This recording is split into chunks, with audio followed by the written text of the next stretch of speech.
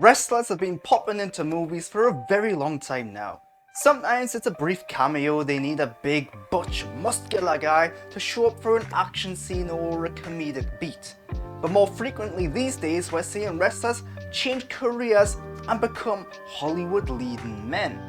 Noticeably, very few of the female wrestlers are making it onto the big screen. More on that in a bit.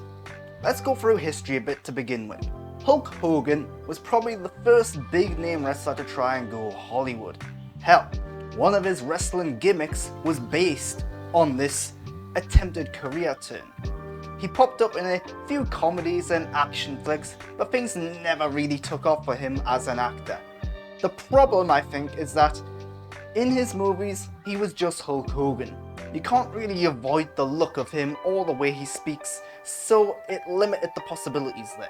He also popped up in Muppets from Space, which is probably the worst Muppets movie, but still a cool thing. Rowdy Roddy Piper. Roddy Piper never had a big career as an actor. In fact, the only thing he's really known for outside of wrestling is the movie They Live, a classic in which he has a decent performance, plus a fantastic action scene. Things never kicked off for him though. Dwayne The Rock Johnson, one of the biggest stars on the planet right now. He started off doing villainous roles in The Mummy Returns, which got him the spin-off The Scorpion King. He then did The Rundown, also known as Welcome to the Jungle, a pretty good movie. He was starting to hit it as an action star, just not a huge one at that point in time. Then things went a little sideways for him. He began doing more comedic roles, most of which didn't work out too well. He then signed a deal with Disney and done a bunch of family-friendly movies, many of which we like to pretend just didn't exist. Once that deal was done, he returned to action flicks and big star success in Fast 5. This skyrocketed his career. Not only was he the best thing in that movie, he changed his look, upped his workout routine and cemented his on-screen persona. He became the cool badass that many teenage boys wanted to be. Ever since then, he's been doing blockbuster action movies, mixing in some comedic double acts with the likes of Kevin Hart, reboots of Jumanji, and more. He's been a workhorse, releasing multiple movies a year, and now he's one of the biggest stars on the planet. Around this time, we also started to see the emergence of Dave Bautista. Dave started acting in a few smaller action flicks, most notably in Riddick, and then he got his big shot when James Gunn cast him as Drax in Guardians of the Galaxy. Dave Bautista owes James Gunn his career. Under great direction and a good script, Gunn and Bautista proved that the man had some range and talent.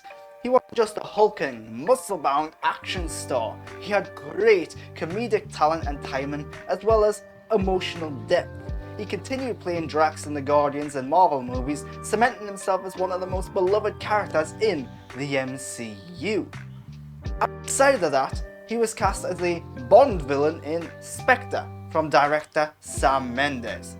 He also showed up in Blade Runner 2049 playing an older, more vulnerable character, again showcasing his range. And then he showed up in Dune Part 1. He's been making some very smart moves, working with competent directors and writers, some of the best in the business, taking on roles that challenge him and showcase his range of abilities. It seems he's more interested in this rather than in big money success that Dwayne Johnson has gotten, and good for him, I say. More recently, he was featured in Glass Onion, again showing us a side of him we haven't quite seen before. This brings us to John Cena. John first tried to make it in action flicks produced by WWE Studios. When you're a WWE superstar, it helps that there's a movie production wing of the company. Other wrestlers have tried it, but it didn't really make it outside of WWE's movies, such as Stone Cold and Randy Orton. Cena's action career got off to a slow start with The Marine. Eventually, he was cast in a bunch of comedy movies, many of a raunchy nature, and it really highlighted where John's talents lied. He's a fun, comedic actor with lots of charisma and charm. Once again, James Gunn came along and sort of pushed him to the next level. James cast John as Peacemaker in The Suicide Squad, where he was a highlight. Such a highlight that he got his own spin-off TV show, a very good show too. Outside of that, John showed up in the recent Fast and Furious movies, where he seemed to struggle to find what worked and what didn't. Not entirely his fault. His villainous turn wasn't fantastic, but he was okay in Fast 10, acting a lot more like Peacemaker and the fun comedic Cena we know he could be. So, recently there was something going around about who was the best wrestler turned actor. No doubt about it, Dwayne Johnson was the most successful. While I don't think he's a fantastic actor, I do think he's better than many give him credit for. The problem is that he plays it very safe, often taking on similar roles in his movies. That's fine, it works for him and it gets him a lot of money. I think Cena is still on the rise and has a lot of potential, but outside of the big blockbusters and comedies, he's not really showed us a lot of range yet, but I suspect it's there somewhere. Dave Bautista though. Dave is perhaps the best of the bunch. He's a great actor, one of my favourites at the minute. He has the muscular looks to make it as an action star, but he's so avoiding those roles, instead going for more interesting supporting roles. He's constantly showing us different sides to him. Comedic, emotional, serious, angry, he has range. More than I've just listed. I think really Dave Bautista is the best of the bunch so far, but where are the women? Becky Lynch showed up in an episode of Billions, playing herself. If you want to count it, Ronda Rousey was in The Expendables 3 and Fast and Furious 7.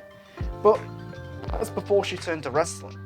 Paige, aka Soraya Jade Beavis, was in a small Christmas movie called Santa's Little Helper.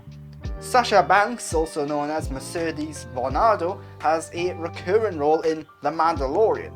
But no female wrestler has gone on to big success yet in movies. Interesting. Why is that? That's a whole other topic of conversation filled with speculation and assumptions and guesswork. Maybe some claims about Hollywood sexism too. Too big to talk about here right now. Bottom line, wrestlers are finding better ways to make it in movies with greater success. Some of the wrestlers turned actors are actually better actors than they were wrestlers. Let me know who your favourite wrestler turned actor is. Why do you think women have struggled to succeed where the men have?